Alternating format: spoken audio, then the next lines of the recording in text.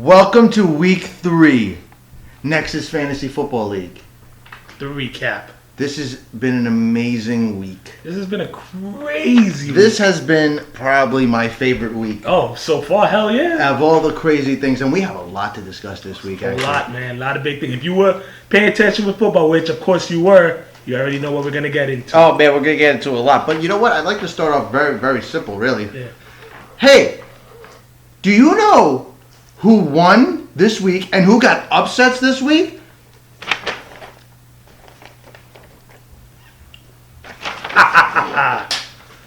All right, so we might as well start simple as this. We'll start with the awards. And then we'll... no, matter of fact, we shouldn't start with the awards. We'll start with the recap first. We're going to start with the recap. And we'll start with Dirty Sanchez versus the Rumblers. Now, I got to ask you a simple question. Did you actually see a shock in this? Of course not. It's the Rumblers, man. It was the Rumblers, but we'll get to that later. But yeah, of course. Come on, she knew she was going 3-0. 3-0? 3-0. Get to that, too. I called it. Yes, she did. We'll get to that, though. After, we also have Coney Island's Finest versus the Bone Crushers. Oh, the Bone Crushers! Every time I have to say it, I have to go like I have to go. It's in a really gay way. You almost like you're grabbing a pair of nuts, but it's like the Bone Crushers because they crush the bones. And you know what? They crushed the bones this week, and he got his first win. Did we call it? I call that. That was an upset. That was Sean's call. Yeah, Sean made the call for the Bone Crushers. Yeah, but I picked Coney Island's Finest this week. I was with Shane, man. People didn't come through to you, man. I don't know what to say. I mean. You know why? Because he didn't trade Megatron. Should have traded Megatron. He would have had a better team. But you know what? He got crushed by the Bone Crushers. I mean, all you had left was a kicker on Monday, right? No, not Monday. Sunday night. Yeah, man. It was not going to help you. It wasn't helping. Nope. All right. Next Moving on. Who's the next one? The Funky Cole Medinas against Ryan Leaf's Come on Your Face back. Because that's what happened. Oh, yes, it did, You jizzed on his face. Sir, you had a nice song, Call Me Maybe, thought you was the shit. But you know what? Like I said on my video, any given Sunday, my friend. And now I'm 2-1 thanks to the racist Tom Brady. Tom Brady. Woo! Love it. I mean, it made you feel much better than after losing the Lotus Flower Bomb. Let's not bring that up. That's the past. Oh, all right. All right. This fucking Eli Manning don't. So I'm sorry. Let's keep moving on to the next one. Who was the next recap we're going to? We've got Lotus Flower Bomb, his favorite, versus Lay That Ass in what we call the Wifey Bowl. Wifey Bowl. Wifey Bowl. Now that's funny because I remember going through the predictions and all of them picked Lay That Ass. We really did because except me. And I said it. They're all foolish. Technically, we were pretty good with that pick because as we'll get into. Someone should have won that. Come on now. You already saw the score. What should have happened, but we'll get into that later as well. She got beat by, let's see, 118.6 to 111.3. That's a close game. That was a very Oh, you have no idea how close, Lena, but we'll get to that too as well. Oh, we're definitely going to discuss that interesting moment. And last, we have the Heffernans. Coming from the bottom. Those are the Heffernators. Heffernators, excuse me. I'm sorry, sir. From the bottom to the top of the top. Whooping Trees' ass by 158.5 to 120.9. I smoked the trees. Smoked the trees. I smoked the trees. Destroyed them. I even had one of my buddies. I had Ron actually help me with that team. It's good. Thank Ron, damn it. Ron the Russian did a great job in helping me with my team. Made you to... Well, let's go down to the next part. We might as well start with MVP of Week 3, the one, the only, Tommy James Telecki, the Heffernators! Yeah! Speech! Well, after last week's terrible, heartbreaking loss to the comeback on his face. But the fact is that I am the MVP this week. I'm very proud of myself. I'm very proud of Mark for just not doing shit. And it feels good. It feels good to be a winner. It feels good. So, being a winner is nice. I know you felt it, and you feeling it again. And, it feels great. Yeah, I mean, Jamal Charles, man, came through. Jamal Charles, man! I traded nobody for Jamal Charles. 40 fucking points, man. That was smart. Ridiculous, man. That's smart. That was a big game changer, and of course, Aaron Rodgers didn't show up. I mean, he, of course, future down the line, he's going to go nuts, but just didn't show up this week. Next, we have the hurting for the squirting. Somebody's hurting for a squirting. And that would go on to none and only by Coney Island's finest, Mr. Shane, Ha! with 99.1. Sir, you did not even break 100. Dude. You got beat by the Rumblers. No, Bone Crushers. The Rumblers. Oh, yeah. Well, yeah, that damn. In the points. I know the Bone Crushers. Oh, but he got the Rumblers. That means got like if you points. went against the Rumblers, they would have whooped your ass. Yeah, he would have lost to the That's Rumblers. basically what hurting for scoring is what it's all about. That if you even went against the Rumblers, you would have lost. No, terrible. That was not good. They would definitely got the Aftershock Award. Whew, terrible. Now You've been we shocked. You were shocked because he's hurting for squirting. Well, while we're down at the bottom of the barrel, let's go to knock the fuck out. Somebody got knocked the fuck out this And week. for every MVP, someone had to get knocked the fuck out, and that would only go to the MVP's opponent, Mark from the trees. The trees. He said he was going to smoke me. Turns out that I lit that bitch on fire. 37.6 points. You got it was very close between you and Shane, but like 0.3, and you got knocked the fuck out. You got knocked the fuck out. So you, damn. Ooh, and this week's coulda, woulda, shoulda, as we go back to the wifey bowl, Coulda, woulda, shoulda. goes to Lena for not starting Big Ben Roethlisberger. What? You was agonizing over this for the whole week. Asked for advice. We said Big Ben over Tony Romo. Like I said before, there are two types of Tony Romo. There's the week 1 we saw versus the Giants, and the week 2 versus the Seahawks. Guess which one showed up? Disgusting. I mean, the fact is that she didn't start Big Ben. Big Ben is a very good quarterback. He has a very good receiving quarterback. So does Tony Romo. Yeah. I can't knock Tony Romo. But see, the difference is that Big Ben is dependable. Yes, Big Ben is dependable. He also runs the ball. He's a big guy. He's hard to get hit. He could get hit and get out of it and keep moving. And rape the person at the same time. Big Ben Rapelessburger, man. Would you rather a rapist or a homo? At least the rapist is going after a chick. He gets his, yeah, whatever. But still, terrible, man. She could have won it. 40 points. She to could have. Minnesota. She would have. And she probably should have. But she didn't. But she didn't. She's going against me this week. Big Ben all the way. Big Ben on the way, yeah. Well, now we have, after we did the awards, we did the recap. Obviously, I got my win, you got your win. We shut up both Mark and Sean. But we got to discuss some little situations that have been occurring right now in this league. Yes, we'll go to the big league. But we want to start with this league. Okay, we're big league, but we want to start with us first. Yes. The fact is somebody's gone and somebody's new. I would like to say bye-bye to the Rumblers and hello to the replacements. The replacements. Goodbye, Jamie. Hello, Alyssa. Now, there's many reasons for this. You'll go to those, but this is the big reason that happened today. And I'm going to recap this because I saw it with my own eyes. I woke up, got ready, went to school. I work at a high school, work with kids. It's good. I decided to just take a little break and check out my phone. Looked at today. You know, after a big game, there's always a lot of waiver wire work going on. So I decided to check it out. I look, and I see that the Rumblers then made some changes. It's like, all right, maybe he's controlling his team. Well, let's see. I go through the list. It's all right. Drop Ramsey's Barden made no sense or whatever. Then I see he dropped Michael Vick. Now, my first thought is, okay, what? Why drop? Now, he dropped Michael Vick. As baffling as that may be, if you're going to drop Michael Vick, you'd assume you'd pick up a great quarterback. Someone that's been doing good, consistent, that you wanted to take a shot with. I'd understand that because he already had Matt Ryan. So I could understand that. But when you saw who he picked, Mark motherfucking Sanchez Mark of the Sanchez. New York Jets. Mark Sanchez. I'm surprised he didn't pick Tebow. But see, the fact is he picked a Jet. And I need a cigarette for that. The man, I don't understand this. What was going on? From that, I had to let the commissioner know. He had to know what's going on.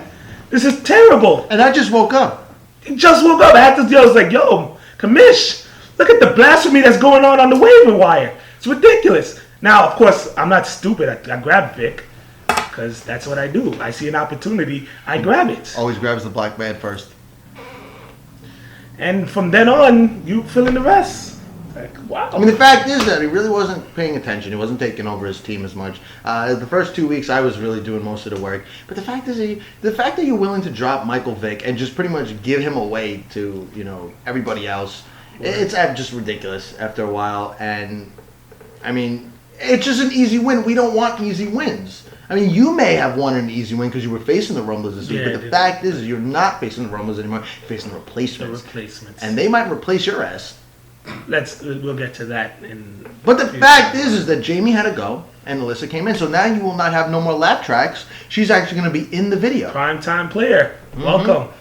Hopefully she can step She's off to a good start. Love the name. Love the little trash talk. I'm expecting a video pretty soon. She will survive and shit. Yeah, that was classic. So you got Shane Falco. Good start. Nigel Graham. Already making big changes to her team. She's ready. He's wiry. He's already making big changes. So, like I said, peace out, Jamie. Welcome, Alyssa, to the Nexus. The Nexus transfer. The Nexus. Moving on to the next thing, what were we going to discuss? Oh, did you watch last night's game? I watched last night's Alex, game. I didn't ask you that. I asked you, did you watch last night's game? I watched last night's game. Did you see that last play? That last play, I don't know. Wow. Did you see that, whatever you call it, sir? I don't know what the fuck you call that. It looks like an interception touchdown. Inter-touchdownception, sir. What is that? Is that a new word? It has to be. You could throw interceptions and score touchdowns. It's an interdown. That is crazy. That's fucking terrible. An interdown. Wow, that was. I mean, I'm watching the game. I called up Tommy. We were talking about the game. He got pissed because my TV went a little faster than the feed he was watching. Seriously, he was sitting there telling me, "Did you see that?" No. You know what? Let me call you back. So we hang up the phone, and not even a minute later, I'm watching the game. I'm like, wow. They fumbled at the thing, Seahawks got the ball. And he told me about the fumble before they even snapped the ball. Yeah, he was that looks like a fumble. They didn't even snap the ball. All right. So you see Russell Wilson making plays. I mean, okay, he's trying to do his thing. It's pretty good. 8 seconds left. Snaps the ball. Hail Mary. He's getting away from pressure. He's doing it. He pops the bitch up in the air. You seeing it fly. You see Mr. Jennings jump, grab the ball. Mr. Tate holds on to the ball with just 2 hands while Mr. Jennings has the damn ball. They both hit the floor. I'm like, okay, game over. Good job, Green Bay, holding it up. Then you see a black guy and the white dude come over. So, all right, they're going to say no. The black guy says no. The white guy says touchdown. See Pete Carroll with his grinning ass running on the field already. What kind of bullshit was that? I'll tell you what that was. The fact was that the white man always goes over the black man. And it showed right there because the black man said no. He had a better view of it. He was right there. He was right. He was right. It was 2 black receivers. But the fact is that the white guy said touchdown. And, I mean, this is a white game. And now this has gone to the biggest story of the year so far. Unless they do something way more crazy, which probably is going to happen next week anyway. Somebody's going to get roughing the passer for a sack. That'd be amazing. I'm telling you.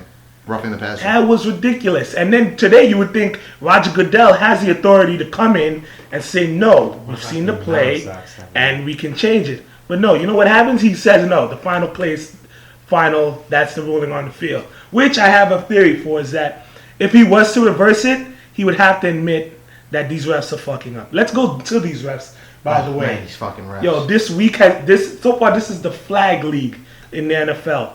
Every 2 plays you're seeing a flag. Games have actually been lasting longer. So true. Because of this bullshit. Because every minute, every little thing is a flag. And they're not calling the right plays. They've been calling numbers wrong. Exact. The Sunday night game with the Ravens and Patriots looked like a brawl. Every minute they're getting into a fight. You would think, let's do a flag. Let them beat the hell out of each other. And you know how much effort you have to put in to piss off Bill Belichick that he actually shows emotion and resorts to a little violence? You have to pull out some major fuckery. And Bill Belichick was happy. And when you piss off Bill Belichick, you suffer. You'll find that out soon. But These refs, man, they're messing up, man. I'm getting sick and tired of these refs. I mean, we both played high school football. These refs could have refed our games, but the fact is, they're just, I don't know what the fuck's up with them. I honestly think they might have money on the game. Speaking of money into game, let's move on to this next segment. We're going to go back to the Wifey Bowl in a minute. Yes, Lena lost, but we have something to show you. Real cute footage. If you can see, during the Dallas game, during the play, you see Ogechi runs out, wide open, ready to receive a touchdown from Tony Romo. And Rondé Barber fell. And Rondé Barber fell. He couldn't even cover him. You see Ogechi wide open. And for some reason, this strange object comes into the field, and Ogechi slips, completely missing the play. Did you look closely to see what that was, though? I didn't know until after, when they actually looked at it. A ref threw his hat onto the field and tripped up a player. What was that? Buffalo Wild Wings. But it had to be. Someone must have called him up from one of their many bars all over the world. Check one out today. Buffalo Wild Wings. Buffalo Wild Wings. And must have said, yeah, we can't have Romo. We're going to score a touchdown. We have financial points on this. The ref said, okay. Whoop! And I'm not even you think I'm exaggerating, but I saw Tommy showed me the video multiple times, and I'm still baffled. What happened? The worst was, if you watch the video, you actually see the ref standing there normal, and as the play's coming, all of a sudden his head goes through his head, and he busts his ass! And he busts his ass. You can't script this! You can't! Just basically, that was a culmination between that and last night. These refs gotta go, man. Yeah, these refs gotta go. We need the refs back. We need the let's bring out our usual crappy refs, because at least the calls that we hate that they make, it's legit. Yeah. We just hate them. Let's go back to that, because these people have no idea what they're doing, man. I'm done. I'm done. I think you said it best, man. I mean, I can't stand these refs. I think we could do better. Seriously, I know something. I'm gonna just get a fucking yellow flag and just watch the game without a flag. Seriously, hey. I don't know what you did, but it must be. I mean, the best part yesterday was when they called, what was it, blocking in the back on the receiving team, and they called number 25. That's Ryan Grant, by the way, who doesn't even play for the Packers, and it was actually number 24. So they can't even get the numbers fucking correct. And how many refs are there? There's one almost said every point. So what would you say, 6? Yeah. About 6 refs can't even get a number correct. They actually called a pass interference on the defense when it was pass interference. Not only that, yeah, they switched it in the middle. Before that even catch, you caught like two plays that they should have seen. A block on the black, that's funny.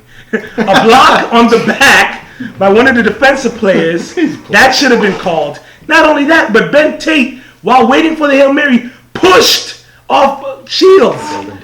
Golden Tate. Ben Wow. Tate plays for the Houston. Yeah, okay. Thank you for that. Golden Tate pushes Shields to the floor to get in position to catch that ball. Right there, offensive pass interference. Play done. We're not talking about this bullshit. And the NFL don't have to worry for all the hate mail and Twitter. And some even gave out Goodell's number. And that number was busy because I called it. All right? This dude's in trouble. They got to make a change soon. That's all I'm going to say about that. Fuck the refs, but we got to get into something a little more different. If you noticed last week, there was a few people that were undefeated. Yes. Shane, Sean, and Irina. But now there's one left. There's only one. One stands above them all. One's undefeated. And you would think it'd be the dude. But no, it's the queen. It's a fucking female. 3-0s, people. We let this woman go 3-0. What happened?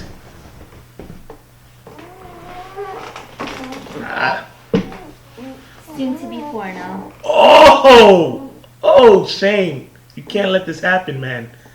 Do something. Please. Because she will never shut up. Please, Shane. She hasn't shut up since.